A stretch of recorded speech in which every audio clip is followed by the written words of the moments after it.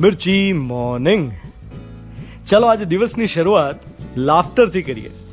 આજે જે જોક કહેવાનો છું એ વિનોદ ભટ્ટે એમના એક હાસ્ય લેખમાં ટપકાવ્યો હતો અને હું વિનોદ ભટ્ટનો જબરો ફેન છું. અમદાવાદના ધનપાલ શેઠ પાસે ચિક્કાર ધન એમને હાર્ટ એટેક આવ્યો. યમરાજાએ આંગણામાં ઝાડ નીચે પાડો પાર્ક કર્યો અને આવીને કહ્યું, વત્સ ચાલ તને તેડવા આવ્યો છું. શેઠે કહ્યું, તૈયાર જ છું, પણ એક સવાલ પૂછું? યમરાજાએ કહ્યું, પૂછ. મર્યા પછી મને ક્યાં જન્મ મળશે? યમરાજા કે કોન્ફિડેન્શિયલ છે, ના કહેવાય. શેઠ કે કોને હવે, હું ક્યાં કોઈને કહેવા જવાનો છું. યમરાજા સારા મૂડમાં હતા તો કહી દીધું કે જો સામે જો, તારો માળી રામજી જે ઓરડીમાં રહે છે ને એને ત્યાં કાલે સવારે તારે પુત્ર તરીકે જન્મ લેવાનો છે. શેઠે તરત જ થેન્ક યુ વેરી મચ કહીને એક જ મિનિટ તકિયા નીચેથી પોતાનું વિલ એટલે કે વસિયતનામું કાઢ્યું ને તરત લખી નાખ્યું, મારી સઘળી મિલકત મારા માળી રામજીના પહેલા સંતાનને આપી દેવી.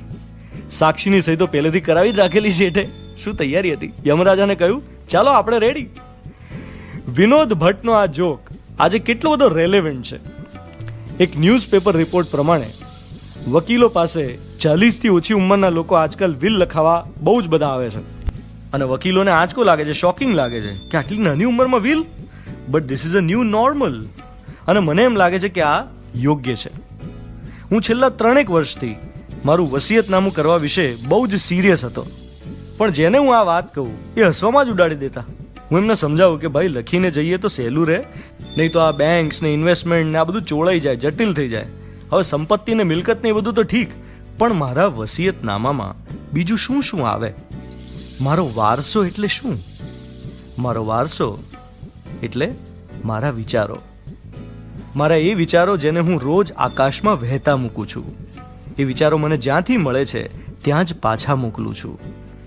એ વિચારોના બીજ જે હું રોજ વાવું છું ને તમારા મનમાં એ વિચારોની વાવણી કરું છું. એમાંથી જે ઉગે તે મારો વારસો, આપણી સહિયારી મિલકત. મારો વારસો એટલે મને વડીલો પાસેથી, કુટુંબ પાસેથી મળેલા સંસ્કાર.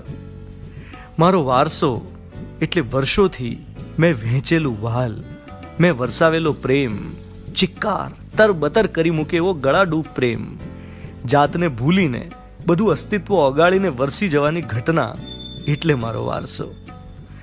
મારો વારસો એટલે મારી સમજણ અને એનો સેતુ.